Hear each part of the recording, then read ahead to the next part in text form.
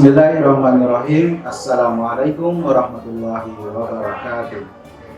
Alhamdulillahirabbil alamin. Puji syukur kita panjatkan kehadirat Allah Subhanahu wa taala. Salam dan salawat kita haturkan kepada junjungan kita Nabiullah Muhammad sallallahu alaihi wasallam dengan lafaz Allahumma shalli ala Muhammad wa ala ali sayyidina Muhammad. A'udzu billahi minasyaitonir rajim. Bismillahirrahmanirrahim. Ya ayyuhalladzina amanu kutiba alaikumus syiyam kama kutiba alal ladzina min qablikum la'allakum tattaqun. Anak-anakku yang soleh dan solihah, alhamdulillah pada hari ini kita sudah memasuki bulan Ramadan, bulan di mana seluruh amal kebaikan dilipat gandakan pahalanya, bulan di mana kata Nabiullah Muhammad SAW, pintu neraka ditutup serapat-rapatnya dan pintu surga dibuka seluas-luasnya. Alhamdulillah, kesempatan ini harus kita manfaatkan dengan sebaik-baiknya, di mana artinya pintu surga dibuka dengan seluas-luasnya. Artinya apa? Artinya pada bulan ini kita amat sangat ringan untuk selalu melakukan kebaikan. Sekali lagi, manfaatkan bulan Ramadan ini untuk berbuat kebaikan sebanyak-banyaknya. Alhamdulillah anak-anakku semuanya, anak-anakku yang saya banggakan, pada kesempatan kali ini seperti apa yang Nabiullah Muhammad sabdakan bahwa di bulan ini pintu surga dibuka seluas-luasnya, maka ada amalan-amalan utama yang bisa meningkatkan kualitas ibadah puasa kita. Apa itu? Amalan utama yang bisa kita lakukan banyak sekali, tetapi Pak Agus ingin mencupliknya 1, 2, atau 3 amalan utama yang bisa kita lakukan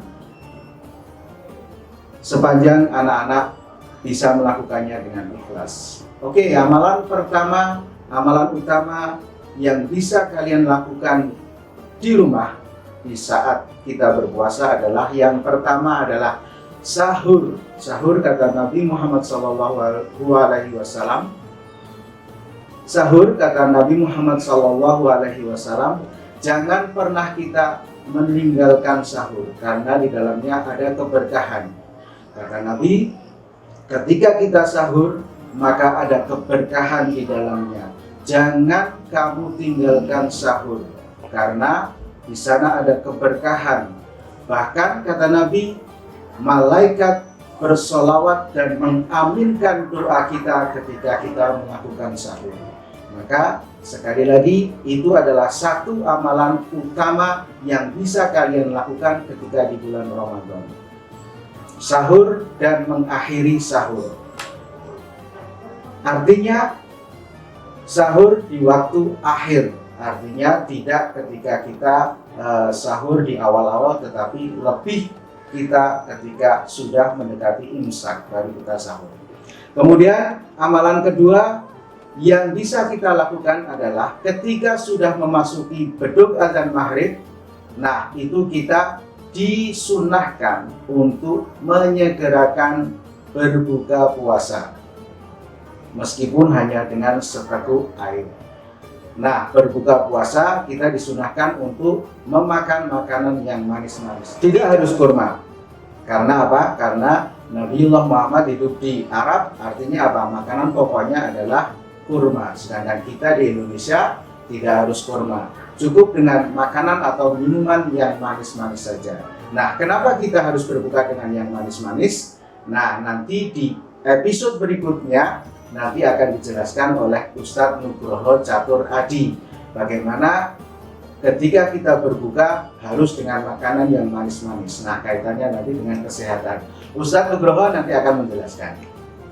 Selanjutnya, amalan utama yang bisa kita lakukan di bulan Ramadan adalah, kalau tadi yang pertama sahur, yang kedua menyegerakan berbuka, nah yang ketiga adalah memperbanyak sholat sunnah. Terutama ada satu ibadah khas yang kita lakukan di bulan Ramadan, yaitu ibadah sholat tarawih. Kalian bisa melakukannya di rumah berjamaah dengan ayah bunda, kakak, adik kalian. Atau, nah ini mumpung di tahun ini kita sudah diizinkan untuk sholat di masjid, maka berduyun-duyunlah ke masjid untuk melaksanakan sholat sunnah taraweh. Nah, jadi sholat sunnah taraweh adalah salah satu ibadah utama, amalan utama yang khas di bulan Ramadan. Jangan sia-siakan kesempatan ini. Kemudian selanjutnya, amalan utama yang bisa kalian lakukan adalah bertadarus Al-Quran. Tidak perlu satu juz, tidak perlu banyak-banyak, tetapi itu rutin kalian lakukan.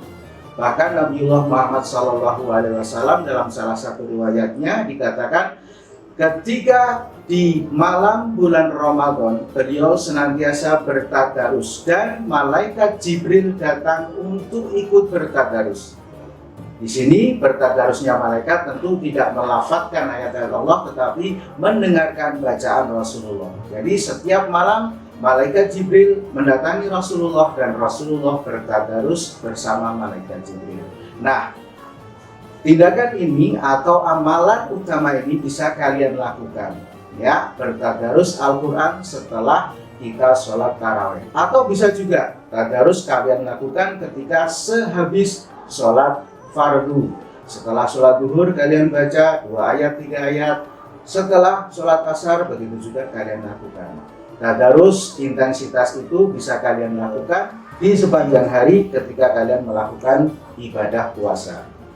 Selanjutnya, ibadah utama atau amalan utama yang bisa kalian lakukan di bulan Ramadan adalah bersedekah. Nah, kalau biasanya kalian diberi uang jajan oleh ayah bunda kalian, nah, kalian hari ini berpuasa, maka gunakan uang jajan tersebut, sisihkan barang 1.000 perak, 2.000 perak untuk berinfak atau untuk bersedekah. Insya Allah amalan-amalan utama tadi jika kita lakukan dengan penuh keikhlasan, maka itu akan bisa meningkatkan kualitas ibadah puasa kita.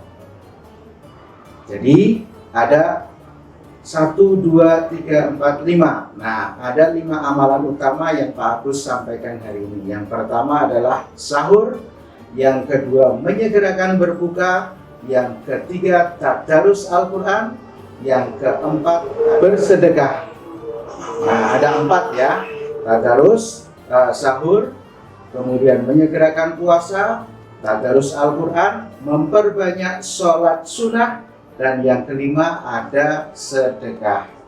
Insya Allah jika 5 hal ini kita lakukan dengan istiqomah selama bulan Ramadan, kualitas ibadah puasa kita akan meningkat dan mudah-mudahan puasa kita dicatat sebagai amalan yang mabrur, amalan yang diterima Allah Subhanahu wa Ta'ala, dan kita berhak untuk mendapatkan tiket pintu Ar-Royan. Insya Allah. Begitu yang dapat saya sampaikan anak-anakku semuanya. Selamat menantikan berbuka puasa. Mudah-mudahan puasa kita hari ini diterima Allah Subhanahu wa Ta'ala. Akhirul kalam, billahi taufiq wal hidayah. Assalamualaikum warahmatullahi wabarakatuh.